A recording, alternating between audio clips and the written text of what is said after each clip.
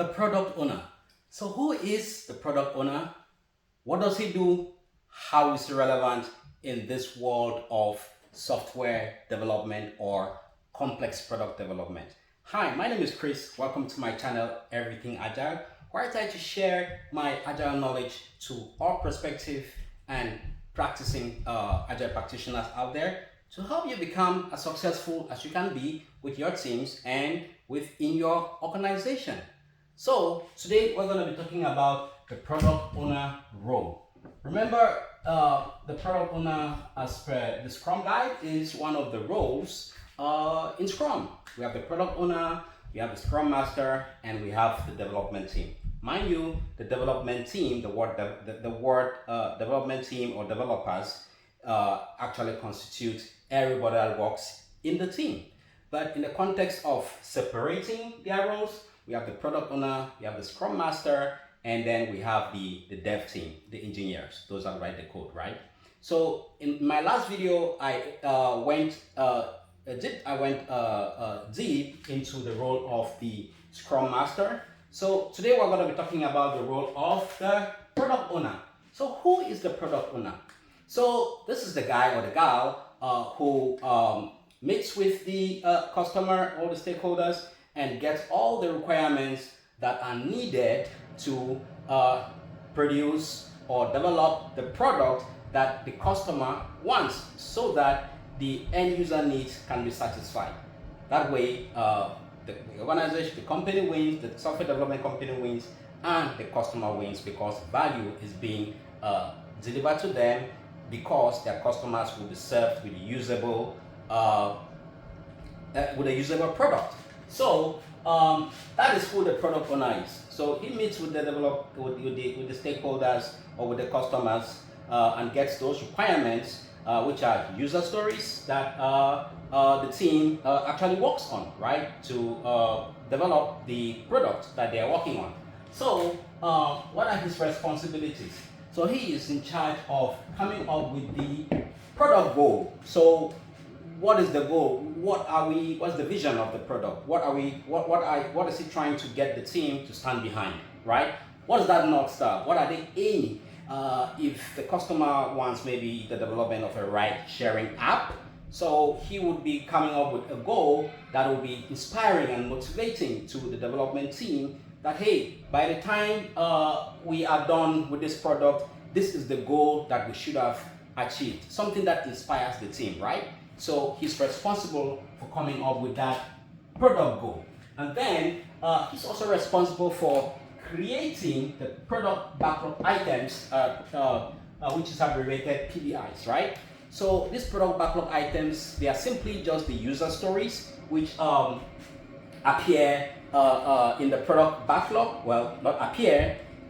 He creates those user stories to make sure that the backlog is populated with stories that are going to be worked on from sprint to sprint. So he is responsible for creating those product backlog items.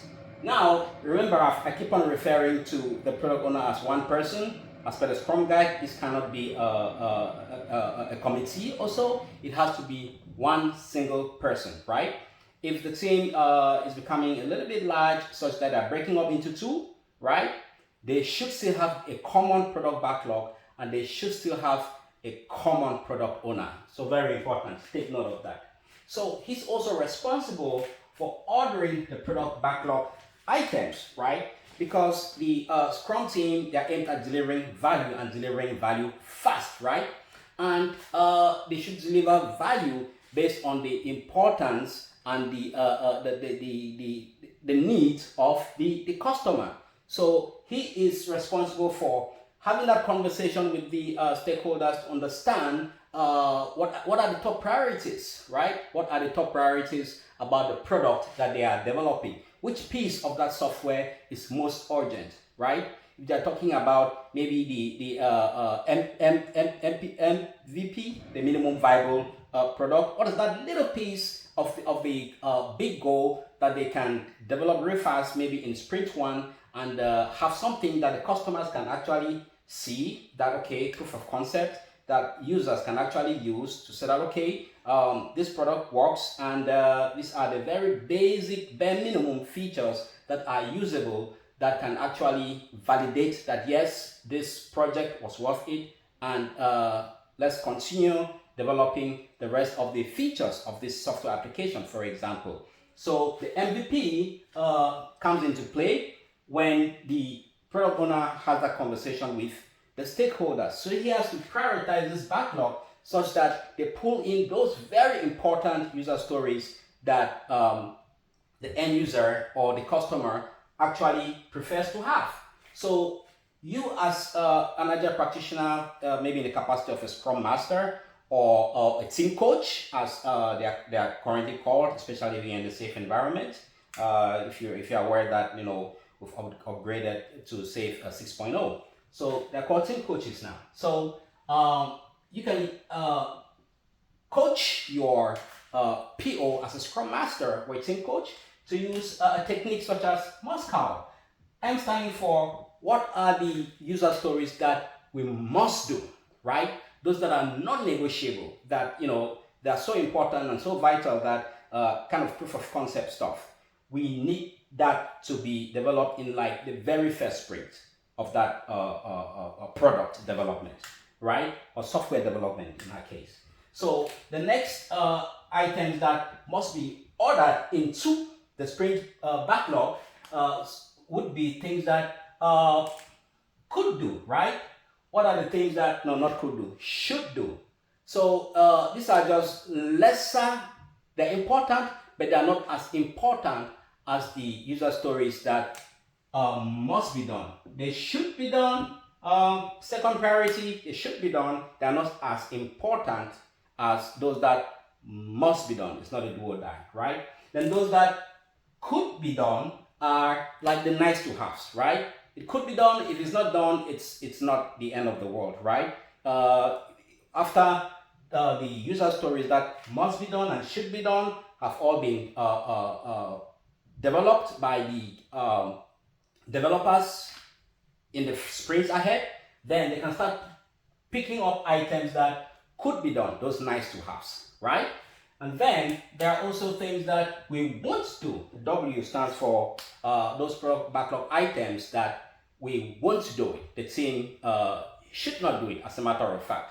So this comes from the lean thinking mindset. Like one of the principles of agile is maximizing the amount of work not done, right? So this comes from a lean thinking mindset, waste minimization. Don't spend time doing things that you don't have to do. So cut down on all the waste, all those processes, those things that come into our process, into our development process, that are just time wasters. They're not adding any value.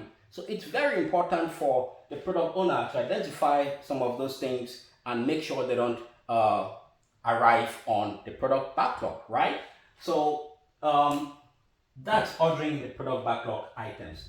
Then the product owner is also responsible for ensuring that the product backlog is transparent, visible, and understood, right?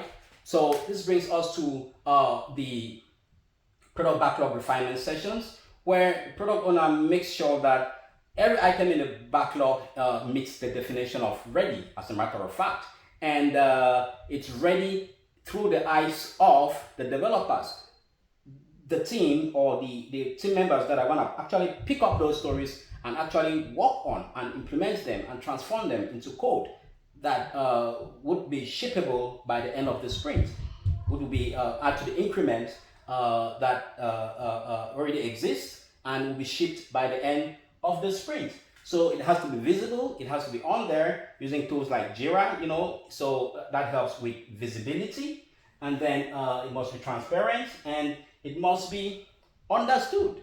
If there's any doubt on what the ask is for a particular user story, it is the product owner's responsibility to make sure it is explained to the developers what the ask is, what that story really wants, what is the value that's going to be derived, how can it be used by the end user when that story meets the definition of done, right? Then there's a question. Must she, the product owner, must she do all of this? come up with a product goal, create the product backlog items, order the product backlog, and then make sure it's visible and understood? The answer is no, as per the Scrum Guide, but he or she is accountable and responsible for making sure it is done, right? So that's as far as his responsibility and accountability goes. He must make sure if he's not there physically to do it himself or herself, he or she has the responsibility of delegating these duties to make sure all these things are done. So she just has to get them done, right? It doesn't matter who in the team can delegate that authority to any team member. So yeah, so in this video you've learned about who the product owner is, what her responsibilities are. So if you like what you heard, give this video a thumbs up, subscribe to my channel, and turn on the notification bell. I release these videos every Saturday. Thank you and enjoy the rest of your weekend. Ciao.